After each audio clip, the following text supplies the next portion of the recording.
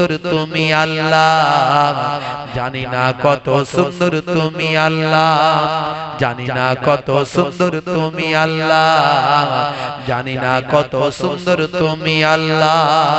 দুনিয়া সুন্দর, মানুষ সুন্দর, আসমান সুন্দর, জামিন সুন্দর, সুন্দরে সুন্দরে পাল্লা, জানি না কত সুন্দর তুমি আল্লাহ, জানি না কত সুন্দর তুমি আল্লাহ, জানি না কত সুন্দর তুমি আল্লাহ, জানি না কত সুন্দর তুমি আল্লাহ। জোরে হবে না, জোরে হবে না। আল্লাহর দুনিয়া যদি এত সুন্দর হয়, আল্লাহর জান্নাত কত সুন্দর একবার ভাবুন, চিন্তা করুন। তাই বেশি বেশি ইবাদত করার জন্য বাদশা জুলকারনাইন তিনি অস্থির হয়ে গেলেন। বন্ধুরা আমার, তরুণ যুবকেরা আমার, আরো বেশ কিছুটা চলে গেলেন। সেখানে গিয়ে দেখলেন, হে তরুণ যুবকেরা, হে আমার মুরব্বিয়ানেরা, একটা ভাই আমার বিশাল উঁচু প্রাচীর দেখতে পেলেন।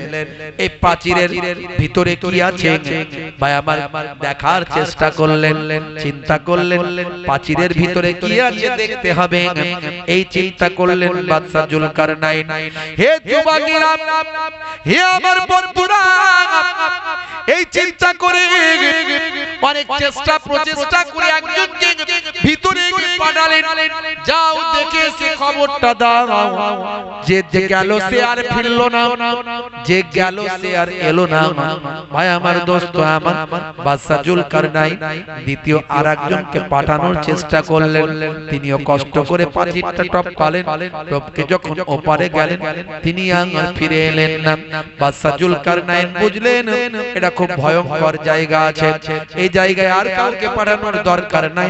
যখন তারা উপাসে আছে থাকুক, ওই জায়গা থেকে বাধা দেওয়ার দরকার নাই। সেখানে আর কাউকে না পাঠিয়ে সেখান থেকে বাদশা জুলকারনাইন সঙ্গী সাথীদের নিয়ে আরো পূর্ব দিকে হাঁটতে লাগলেন।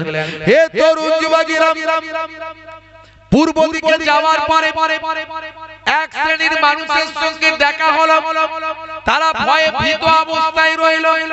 তারা বাদশা জুলকারনাইনের কাছে এসে আত্মসমর্পণ করে বলল, হুজুর আমাদেরকে বাঁচান, আমরা বড় বিপদের মধ্যে আছি। কি হয়েছে তোমাদের? বলে, ওই যে পাহাড় দেখছেন, ওই পাহাড়ের মাঝখানটা রাস্তা, চারিদিকটা পাহাড়, ওই পাহাড়ের মাঝখানটা গিরিপথ। ওই গিরিপথ দিয়ে একদল দস্যু যখন তখন ওই পাহাড় থেকে চলে আসে, এসে আমাদের মাল সম্পদ সব ধ্বংস করে দেয়। তারা ভীষণ ভয়ঙ্কর, তাদের শক্তি সাহস বিরাম, আমরা দুর্বল, আমাদের সবকিছু ধ্বংস করে, আমাদের ফল পাকড়, আসবাবপত্র, পশু পাখি, গাছপালা, আমাদের যাবতীয় ফসল আদি সব ধ্বংস করে দেয়, এমনকি আমাদের মধ্যে থেকে বহু মানুষকে হত্যা করে। হে তরুণ যুবকেরা, হযরত বাদশা জুলকারনাইন চিন্তা করলেন এরা কারা। পরে জানতে পারলেন এরাই হলো ইয়াজুজ মাজুজ, এরাই হলো ইয়াজুজ মাজুজ। হে তরুণ যুবকেরা, যাদের কথা আমার আল্লাহ কোরআন মাজিদের ভিতরে বলেছেন, সেই সময় বাদশা জুলকারনাইনকে তারা বলল, হুজুর আপনি যদি আমাদের অর্থ চান অর্থ দেব, আমাদের সম্পদ চান সম্পদ দেব, আমাদের সাহায্য করুন, না হলে আমরা সব মারা যাব, এই ইয়াজুজ মাজুজের অত্যাচারে আমরা ধ্বংস হয়ে যাব।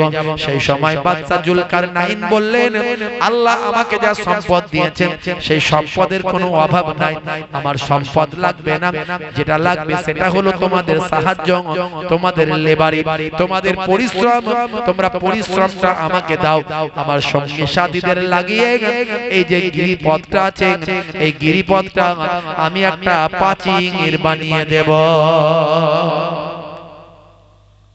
লোহা দিয়ে, তামা দিয়ে, যত রকম ধাতু আছে সেই ধাতু তিনি আনালেন, আনিয়ে সেগুলোকে তাপ দিয়ে আগুন জ্বালিয়ে সেগুলোকে গলিয়ে ফেললেন, গলিয়ে ফেলে সেই বিশাল পাহাড়ের মাঝখানে গিরিপথকে তিনি ঝালাই করে ঢালাই করে লোহা বিভিন্ন ধাতু দিয়ে আল্লাহর কুদরতি সাহায্য নিয়ে সেখানটা ঘিরে একেবারে ঢালাই করে দিলেন, এই দিক থেকে ঘিরে দিলেন যাতে করে আর ইয়াজুজ মাজুজ আর বেরোতে না পারে। তারপর থেকে ইয়াজুজ মাজুজ আর কখনো বাইরে বেরোতে পারে না। ভাইরা আমার, কিয়ামতের আগে তারা এক সময় বাইরে বেরিয়ে আসবে, এই ইতিহাস আপনারা জানেন। আর তাদেরকে যিনি বন্দী করেছিলেন তিনি হলেন এই বাদশা জুলকারনাইন। হে তরুণ যুবকেরা, হে আমার বন্ধুরা, শুনে রেখে দিন বাবা, জেনে রেখে দেন হে মুসলমান, এই কথাগুলো সব কোরআন মাজিদের কথা। আমার আল্লাহ জুলকারনাইনের বয়ান কোরআন মাজিদে করেছেন। আমার আল্লাহ ইয়াজুজ মাজুজের বয়ান এই কোরআন মাজিদের ভিতরে করেছেন। এগুলো সব কিয়ামতের আলামত বাবা, কিয়ামতের আলামত। এই ইয়াজুজ মাজুজ বের হবে ভাইরা আমার, ভাই আমার, আপনার কি বলবো, দাজ্জাল বের হবে। হে তরুণ যুবকেরা, হে আমার বন্ধুরা, সারা পৃথিবীতে একটা মালহামা তৈরি হবে, ঘরে ঘরে গান বাজনা ঢুকে যাবে, মহিলারা সমাজে নেতৃত্ব দেবে, আর পুরুষের সংখ্যা কমে যাবে, নারীর সংখ্যা বেড়ে যাবে। হে তরুণ যুবকেরা, হে আমার বন্ধুরা, নারীরা অশ্লীল পোশাক পরিধান করবে, সমাজে ফিতনা ফাসাদ চারিদিকে চালু হয়ে যাবে। এই রকম সারা পৃথিবীতে একটা মালহামা যুদ্ধ শুরু হয়ে যাবে। এই মালহামাতে 1/3 মানুষ মারা যাবে, আধুনিকতা হারিয়ে যাবে। হে যুবকেরা, এর পরে দেখা যাবে ইমাম মাহদী আলাইহিস সালাম পৃথিবীর জমিনে আগমন করবে। এগুলো সব কিয়ামতের আলামত। এর আলোচনা অনেক আছে, বেশি কথা বলবো না। আমি ইবাদত নিয়ে কথা বলছি। আপনাকে আমাকে ইবাদত করতে হবে, নামাজ ছেড়ে দিয়ে, রোজা ছেড়ে দিয়ে, রাসূলের সুন্নাত তরিকা ছেড়ে দিয়ে আমরা কখনো জান্নাত পেতে পারবো না।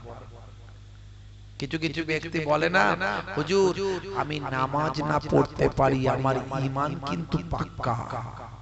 বলে কি বলে না? বলে নামাজ না পড়তে পারি, ঈমান কিন্তু পাক্কা। এই সব কথা আর বললে হবে না।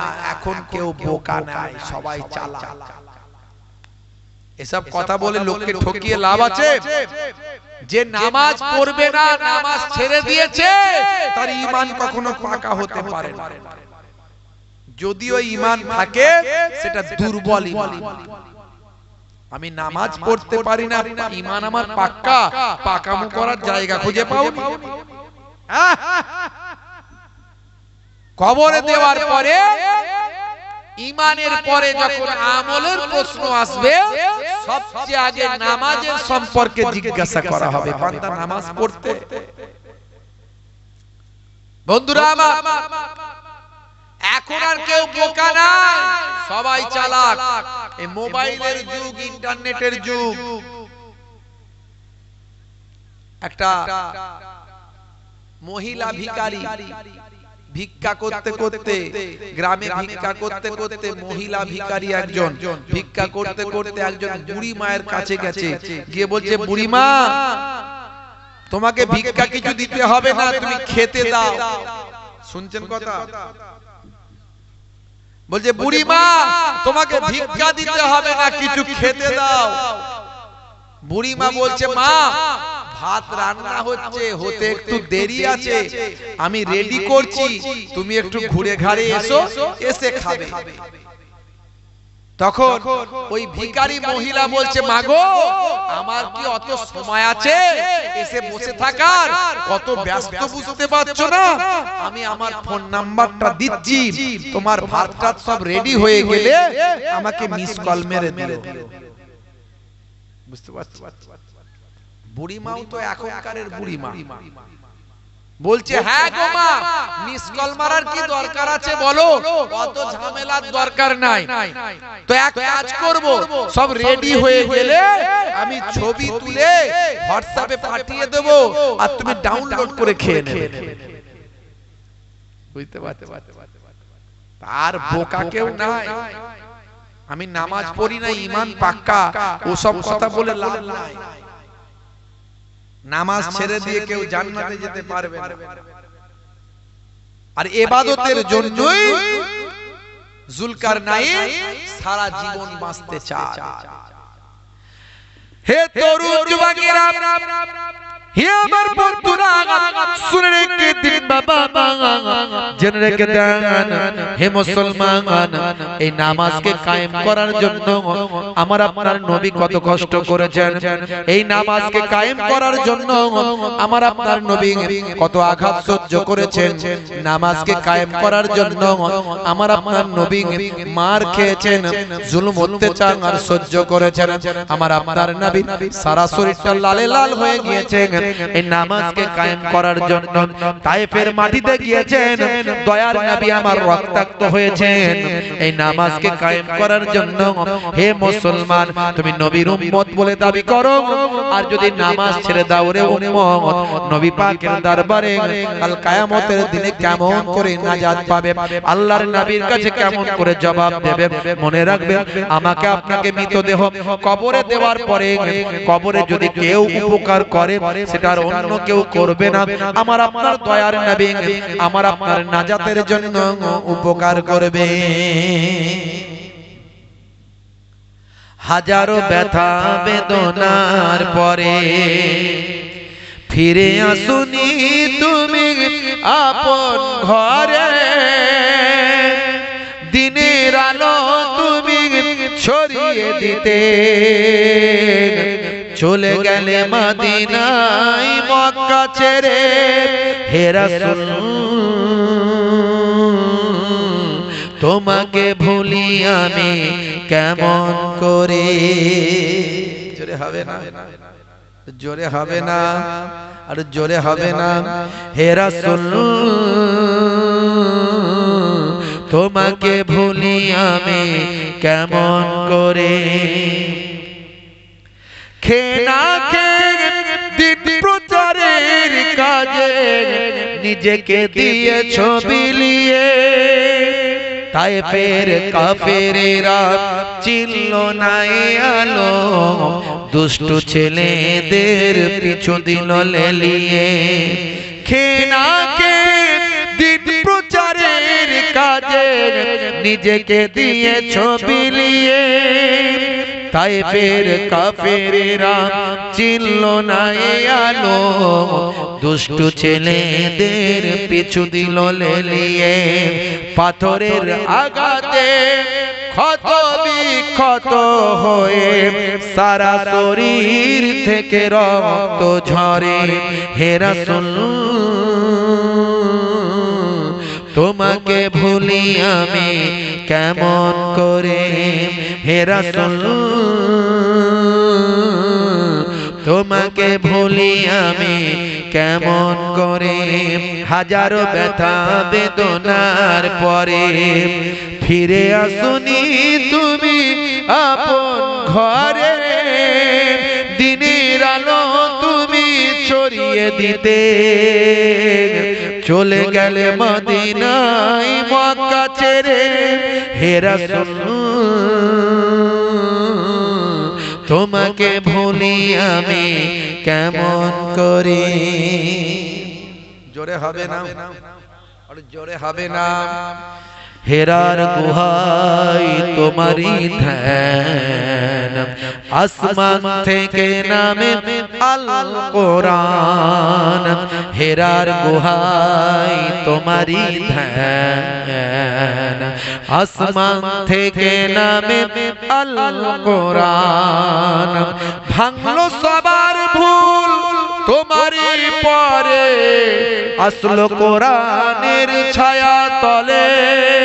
খালিদ, ওমর, আলী, আবু বকর ইসলামী ঝান্ডা নিল যে তোলে।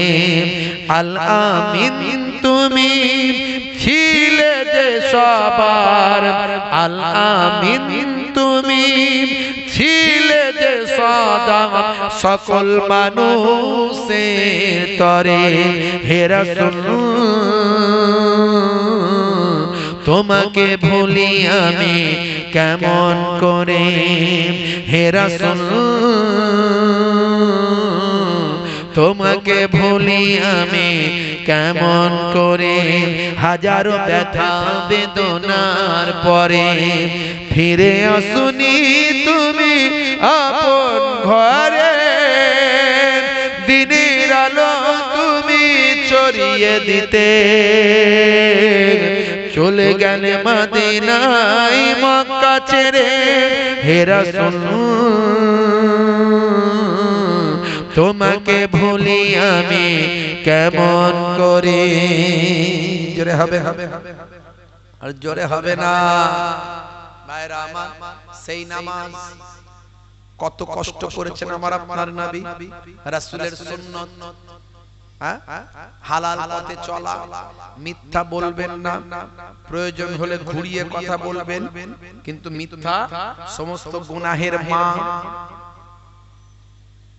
ওয়াইজতানিবু কাউলা যুর ভাইরা আমার তরুণ যুবকেরা আমার মনে রাখবেন ছোটদের স্নেহ করবেন বড়দের সম্মান করবেন ছোটদের স্নেহ করবেন বড়দের সম্মান করবেন নিজের স্ত্রীকে মর্যাদা দেবেন স্ত্রীর সঙ্গে খারাপ আচরণ করবেন না সে তার বাম্মাকে ছেড়ে আপনার ঘরের মেহমান আপনার ঘরে তাকে নিয়ে এসেছেন বাম্মা আত্মীয় স্বজন সবাইকে ছেড়ে এসেছে তার সঙ্গে খারাপ ব্যবহার করবেন না তাকে কষ্ট দেবেন না স্ত্রীর সঙ্গে খারাপ ব্যবহার করবেন না কাল কিয়ামতের দিনে প্রত্যেকটা স্বামী স্ত্রীর সার্টিফিকেট ছাড়া জান্নাতে যেতে পারবে না বুঝতে পারছেন পিতামাতার সেবা করবেন পিতামাতাকে রাজি করবেন পিতামাতাকে খুশি করবেন পিতামাতা যদি রাজি হয়ে যায় আমার আল্লাহ আপনাকে জান্নাতটা দান করে দেবেন হুমা জান্নাতুকা ওয়া নারুকা তোমাদের বাম্মা হলো জান্নাত তোমাদের বাম্মা হলো জাহান্নাম আল্লাহর নবী বলেন ইযহাব ফাকরিমহা ফাইনাল জান্নাতা তাহতা রিজলাইহা যাও যাও তোমার মায়ের সম্মান করো তা কারণ তোমার মায়ের পায়ের তলায় তোমার জান্নাত হে তরুণ যুবকেরা হে আমার বন্ধুরা শুনে রেখে দিন বাবা জেনে রেখে দেন হে মুসলমান একটুখানি লক্ষ্য করুন বাবা হে মুসলমান একটু খেয়াল করুন এমন সময় হযরতে বাবা যুলকারনাইন সেখান থেকে চলে গেলেন ইয়াজুজ মাজুজকে বন্দী করে দিলেন যে ইয়াজুজ মাজুজ কিয়ামতের আগে তারা পেরিয়ে আসতে পারবে ভাইরা আমার প্রতিদিন তারা ওই পাহাড়কে ভাই আমার আঘাত করে করে পাতলা করে ফেলে পাহাড়কে চেটে চেটে পাহাড়কে তাদের জিহবা অনেক বড় জিহবা অনেক লম্বা কারো ভাইয়েরা আমার তরুণ যুবকেরা আমার তার শরীরের গঠন বিভিন্ন রকম তারা ভয়ঙ্কর চেহারা ওই লম্বা জিহবা দিয়ে চেটে চেটে পাহাড়কে তারা পাতলা করে ফেলবে যেন মনে হয় আগামী কাল বেরিয়ে যাব এই চিন্তা করে তারা রেখে দেবে আল্লাহর কুদরতি ক্ষমতা হযরতে যুলকারনাইনের ঘেরা প্রাচীরটা আমার আল্লাহ রাতারাতি আবার আগের মতো কংক্রিট মজবুত আবার শক্ত করে দেবেন হে তরুণ যুবকেরা কারণ তারা ইনশাআল্লাহ বলে না কোন কিছু আমরা যদি সংকল্প করি কি বলতে হয় ইনশাআল্লাহ আল্লাহ না চাইলে কোন কাজ সাকসেসফুল হবে ভাই বলেন হবে আপনি বলছেন আমি অনেক পড়াশোনা করেছি পরীক্ষায় বসলেই পাস করব পাস করানোর মালিক কে পড়াশোনা করা আপনার দায়িত্ব আর পাস করানোর দায়িত্ব আল্লাহ আমার আল্লাহ যদি রাজি হন ওই যিনি এক্সামিনার তার মন মানসিকতায় যদি আল্লাহ মহাব্বত ভালোবাসা দিয়ে দেন তাহলে দেখবেন নাম্বারটা ঠিকঠাক পাবেন তাহলে ওরই মাঝখানে খুঁজে খুঁজে ওই নাম্বার কেটে কেটে পাস মাস থেকে ফেল করিয়ে দেবে তাহলে তার মনের ভিতর চেতনায় তার হৃদয়ে আপনার প্রতি মহাব্বত দিয়ে আপনাকে কোয়ালিফাইড করানোর মালিক হলেন আল্লাহ আপনি যে কোনো কাজ করবেন মনে করছেন কিন্তু সাকসেসফুল করার মালিক কে আল্লাহ এই জন্য ইনশাআল্লাহ বলতে হবে ভালো কাজে বলবেন ইনশাআল্লাহ আর দুঃখের কথাই বলবেন ইন্নালিল্লাহ কোনো কিছু শুরু করলে বলবেন বিসমিল্লাহ, কোনো কিছু খুশির সংবাদ পেলে বলবেন মাশাআল্লাহ। বলি তো নাকি আমরা, কি জি বলি তো নাকি? একটু হ্যাঁ হুদান না, রাগ করেছেন নাকি? কি জি বলি তো নাকি? আবার এক একজন এত বলে ঘন ঘন মাশাআল্লাহ, ঘন ঘন ইনশাআল্লাহ, কিন্তু কোনখানে ইনশাআল্লাহ কোনখানে মাশাআল্লাহ ওটা বলতে গিয়ে আবার গন্ডগোল করে। বলছে হুজুর আসসালামু আলাইকুম, ওয়ালাইকুম আসসালাম, বলে মাশাআল্লাহ করিম চাচা মারা গেছে, শুনেছেন? মাশাআল্লাহ করিম চাচা মারা গেছে, করিম চাচা মারা গেলে মাশাআল্লাহ বলে না ইন্না লিল্লাহ বলে? ইন্না লিল্লাহি ওয়া ইন্না ইলাইহি রাজিউন বলে। বলে মাশাআল্লাহ। কি রে ভাই মাশাআল্লাহ কেন বলছো? বলে এই যে মাশাআল্লাহ, ইন্না লিল্লাহ, সুবহানাল্লাহ এগুলো তো আপনাদের কাছ থেকে শিখেছি। কোনখানে কোনটা বলতে হয় সেগুলো কি শেখানো হয়নি নাকি? তার ঠিক জায়গায় ঠিক জিনিসকে অ্যাপ্লাই করতে হবে, বুঝতে পারছেন? হুজুরদের কাছে শুনেছে, কি শুনেছে? হুজুরদের কাছে শুনেছে যে ঘরেতে ছবি থাকে, স্বামী স্ত্রীর বিয়ের ছবি আছে না নাই, দীঘায় বেড়াতে যাওয়ার ছবি, গোসল করার ছবি অনেকে টাঙিয়ে রাখে দেওয়ালে। এই কয়েকদিন আগে দেখবেন দীঘায় ডুবে যাচ্ছে, ইন্টারনেটে ভাইরাল দেখবেন দীঘায় ডুবে যাচ্ছে। অনেকে যায় না, দীঘায় গিয়ে ডুবে যায়। খুব সাবধান, নিশ্চয় আপনি পর্দা পুশিদা হেফাজতের মধ্যে সম্মান ইজ্জতকে ঠিক রেখে আপনি পৃথিবীর বিভিন্ন আল্লাহর নিদর্শন দেখতে পারেন, এতে কোনো ইসলামে বাধা নিষেধ নাই। কিন্তু আপনাকে হায়া শরম লজ্জা, আপনাকে আপনার ঈমান আমল ইবাদত ঠিক রেখে, তো ওই দীঘায় গিয়ে লোকে ছবি তুলে সেটা নিয়ে এসে ঘরে টাঙিয়ে রাখে। ছেলে যেদিনে খেতে শিখেছে প্রথম মুখে ভাত, ক্ষীর খাওয়ানি বলে, আমরা বলি ক্ষীর খাওয়ানি, কেউ কেউ বলে অন্নপ্রাশন। ক্ষীর খাওয়ানি ছবির সময় ছবিটা তুলেছে, তুলে নিয়ে বাড়িতে ভালো করে টাঙিয়ে রেখেছে। হে তরুণ যুবকেরা শুনে রেখে দেন, এই যে বাড়িতে ফটো টাঙিয়ে রাখা, বাড়িতে স্ট্যাচু রাখা, বাড়িতে মূর্তি রাখা, বাড়িতে ছবি রাখা, আল্লাহর নবী বলেন মা আসফালা মিনাল কাবাইন, আল্লাহর নবী বলেন লা ইয়াদখুলুল মালাইকাতু বাইতান ফীহি কালবুন আও তাসাবির। যে ঘরে ছবি থাকে, যে ঘরে স্ট্যাচু থাকে, যে ঘরের দরজার সামনে পালতু কুত্তা থাকে, কুকুর থাকে, সেই ঘরে আমার আল্লাহ রহমতের ফেরেশতা প্রবেশ করে না। ছবি থাকলে ঘরে ফেরেশতা ঢুকবে না। আর শিকারী কুকুর ছাড়া, শিকারী কুকুর হলে আলাদা কথা, ট্রেনিং প্রাপ্ত কুকুর হলে আলাদা কথা, কিন্তু বাঁশ বাগানের ঝাড়ে গিয়ে পায়খানা খায় আর আপনার ঘরের দরজার সামনে এসে ঘুমায়, এরকম কুকুর যদি থাকে আপনার ঘরে রহমতের ফেরেশতা ঢোকে না। এখন চাচা ওয়াজ শুনে নিয়েছে যে ঘরে নাকি ছবি থাকলে, মূর্তি থাকলে, স্ট্যাচু থাকলে ফেরেশতা ঢোকে না। তখন যখন দেখছে জাকাতদানির কষ্ট হচ্ছে, অবস্থা খুব খারাপ, বুঝতে পারছে, তখন ছেলেদেরকে বলছে বাবা রে কই রে, কি বলে মরতে আমাকে একদম ইচ্ছা যায়নি, অনেক কাজ বাকি, এক কাজ কর, হুজুরদের কাছ থেকে শুনেছি যে ঘরে ছবি থাকবে সে ঘরে ফেরেশতা ঢুকবে না, আমাকে কোন রকমে নিয়ে গিয়ে ওই ছবিওয়ালা ঘরটায় ঢুকিয়ে দে, ওই মূর্তিওয়ালা ঘরটায় ঢুকিয়ে দিয়ে ফেরেশতা এসে আমার রূহটা না করতে পারে। কোন জায়গার ফায়দা কোন জায়গায় লাগাচ্ছে বুঝতে পারছে, কিন্তু জানে না ওটা রহমতের ফেরেশতা ঢুকবে না, আজরাইল ফেরেশতা সব জায়গায় ঢুকতে পারে, ওটা তার জানা নাই। ভাইরা আমার, তরুণ যুবক, খুবই সংক্ষেপ করে বলবো, লম্বা চওড়া নয়, কথাই কথা বেড়ে যাচ্ছে। হে তরুণ যুবকেরা, হে আমার মুরব্বিয়ানেরা, শুনে রেখে দিন বাবা, জেনে রেখে দেন মুসলমান, এইভাবে যেতে যেতে বহুদূর চলে গেলেন পূর্ব দিকে। পূর্ব দিকে হযরতে যুলকারনাইন, হযরতে খিজির আলাইহিস সালামকে নিয়ে পূর্ব দিকে গিয়ে একটা বিশাল বড় নদী পড়ল। সেই নদীর ওপারে নাকি বহু মানুষের বসবাস আছে। হুজুর বললেন তাদের কাছে আমি একটু যেতে চাই। বাদশাহ জুলকারনাইন বলল তাদের কাছে যেতে চাই, কিন্তু যাওয়ার কথা শুনে জুলকারনাইন আসছে তার সৈন্য সামন্ত সঙ্গী সাথীদের নিয়ে। এই চিন্তা করে ওই পারের মানুষগুলো ভয় পেয়ে গেল, যানবাহন গুলো সব সরিয়ে দিল, নৌকা নাই, কোনো বোট নাই, কোনো যাতায়াতের ব্যবস্থা নাই। হযরতে জুলকারনাইন বললেন, শোনো, তোমরা এক কাজ করো, সঙ্গীরা সৈন্যরা, তোমরা জঙ্গল থেকে বড় বড় গাছ কেটে নিয়ে এসে ডোঙা তৈরি করো, ডোঙা তৈরি করো, নৌকা তৈরি করো, যাতায়াতের ভেলা তৈরি করো। এই ডোঙা নৌকা তৈরি করে এপার থেকে ওপারে গিয়ে ওই গ্রামের ভিতরে গিয়ে পৌঁছে গেলেন। গিয়ে দেখেন মানুষগুলো বড় দুর্বল, বড় সহজ সরল মানুষ। ওই মানুষগুলো জুলকারনাইনের ভয়ে অস্থির। বাদশা জুলকারনাইন বললেন, আমি তোমাদের কোনো ক্ষতি করতে আসি না, তোমাদের খোঁজ খবর নেওয়ার জন্য এসেছি, তোমাদের সঙ্গে ভালো ব্যবহার করার জন্য এসেছি। তাদের মাঝখানে হযরতে জুলকারনাইন ইসলামের দাওয়াতটা পৌঁছে দিলেন।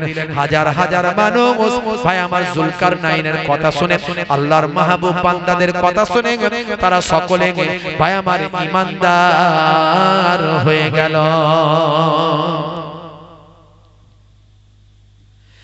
হে তরুণ যুবকেরা,